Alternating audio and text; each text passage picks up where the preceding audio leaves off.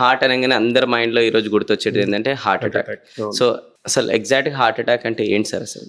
Heart attack చాలా మంది ఇది కన్ఫ్యూజన్ అవుతుంటారు, హార్ట్ అటాక్ కి కార్డియాక్ అరెస్ట్ కూడా. సో హార్ట్ అటాక్ అంటే ఇప్పుడు మన హార్ట్ ఉంటుంది, హార్ట్ ఉపరితలం పైన అంటే సర్ఫేస్ పైన బ్లడ్ వెజల్స్ ఉంటాయి. ఇది చాలా ఇంపార్టెంట్, ఎందుకంటే మన బాడీకి ఎలాగైతే బ్లడ్ సప్లై కావాలో హార్ట్ కూడా బ్లడ్ సప్లై అవసరం.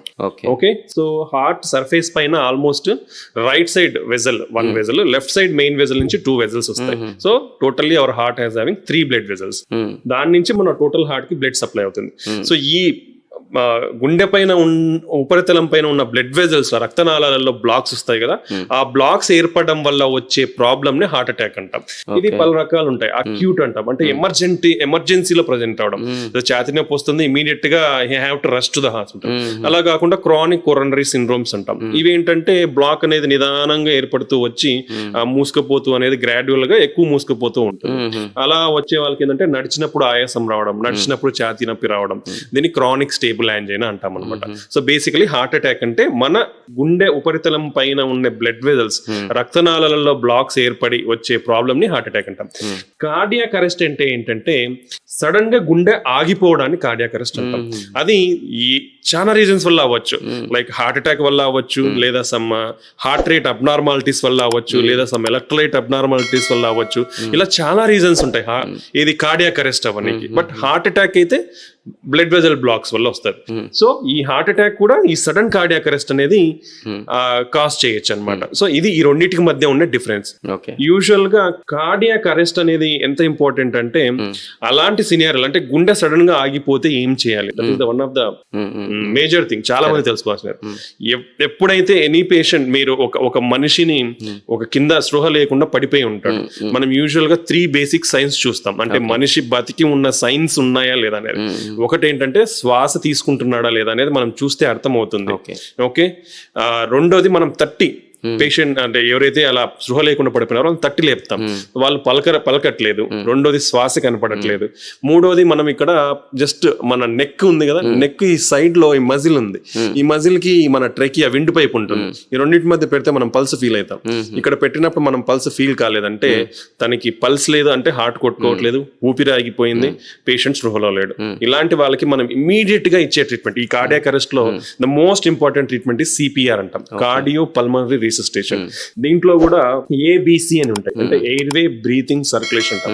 ఎయిర్వే అంటే మనకి ఈ విండ్ పైప్ అనేది బ్లాక్ లేకుండా ఉంది, బ్రీతింగ్ అనేది గాలి అందుతుందా లేదా, సర్క్యులేషన్ అనేది మన బ్లడ్ సర్క్యులేషన్ అవుతుందా లేదా. ఎందుకంటే బ్లడ్ సర్క్యులేషన్ చాలా ఇంపార్టెంట్, ఎందుకంటే బ్లడ్ సర్క్యులేషన్ ఆగిపోయింది అనుకోండి 4 minutes లో మన బ్రెయిన్ డెడ్ అవుతుంది. సో ఆ సర్క్యులేషన్ అనేది కంటిన్యూస్ గా ఉండాలన్నమాట.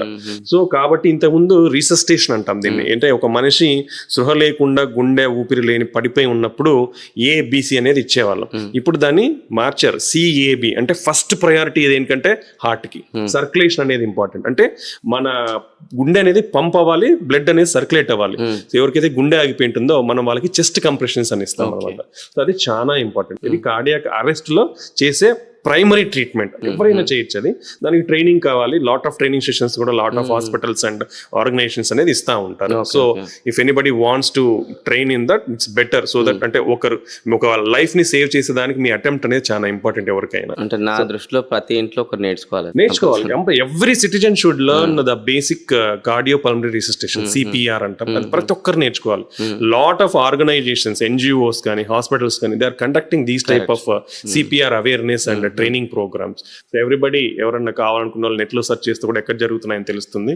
సో వాళ్ళు దాంట్లో ఎన్రోల్ అయ్యి వాళ్ళు ఆ బేసిక్ లైఫ్ సేవింగ్ మెజర్స్ అనేది నేర్చుకుంటే we can help somebody at necessary point of time. అది అన్నమాట. సో హార్ట్ అటాక్ కి కార్డియాక్ అరెస్ట్ కి ఇది వ్యత్యాసం. సార్ ఇప్పుడు బేసిక్ గా చాలా మంది ఇప్పుడు చూస్తుంటే నాకు తెలిసిన వాళ్ళు కూడా సడన్ గా హార్ట్ అటాక్ వచ్చేసి చనిపోతున్నారు.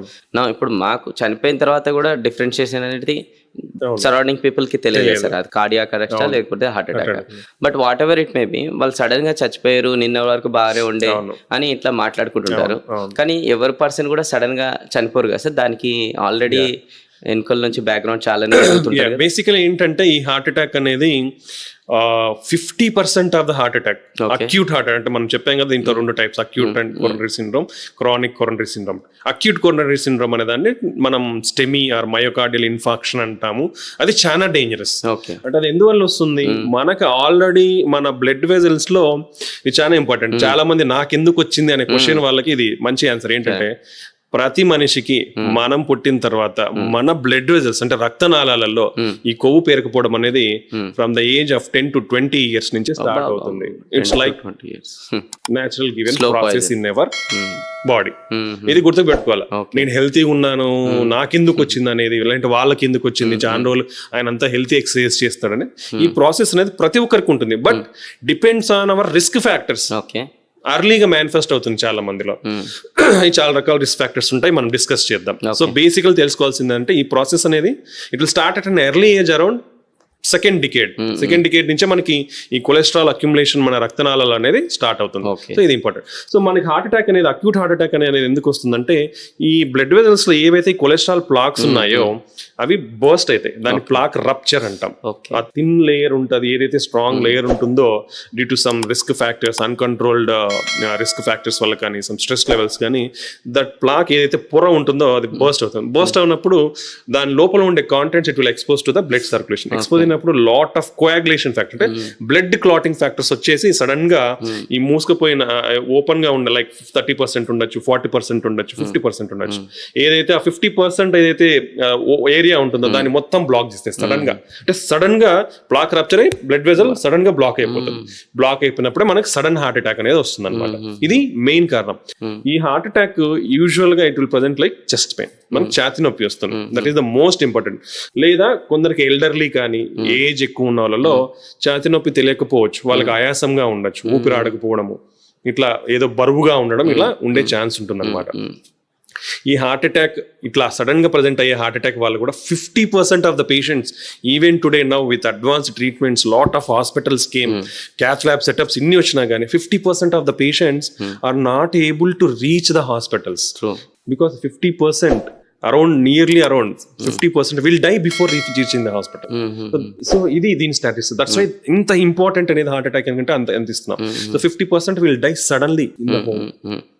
అందుకే ఎన్ని మైనర్ సిమ్టమ్, చాలా మంది అరే నాకు మైల్డ్ పెయిన్ వస్తుంది, చెస్ట్ పెయిన్, ఏం కాదు గ్యాస్ ట్రబుల్, కండరాల నొప్పులే, ఇట్లా అనుకుంటే పోతుంది.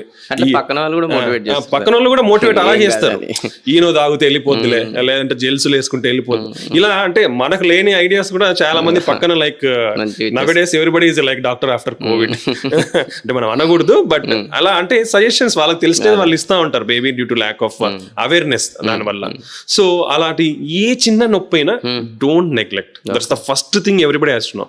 ఈ చిన్న పాయింట్ గుర్తు పెట్టుకుంటే, అంటే any type of pain, mild ఉన్న, బర్నింగ్ సెన్సేషన్ ఉన్న, మెడ నొప్పి ఉన్న, చెయ్యి ఒక్కటే లాగుతుంది అనిపించిన, లేదంటే పై అప్పర్ అబ్డామెన్ లో పెయిన్ ఉన్నా కానీ ఏ మాత్రం నెగ్లిజెంట్ లేకుండా ఒక చిన్న పని చేస్తే చాలు. ఏంటిది, నియర్ బై ఒక డయాగ్నోస్టిక్ సెంటర్ కానీ, లేదా ఒక చిన్న క్లినిక్ కానీ, లేదా ఒక చిన్న నర్సింగ్ హోమ్ కానీ, లేదా నీకున్న హాస్పిటల్ కానీ, ఎనీ ఆఫ్ ద ప్లేస్ నువ్వు వెళ్ళి ఒక ECG is costing very less amount.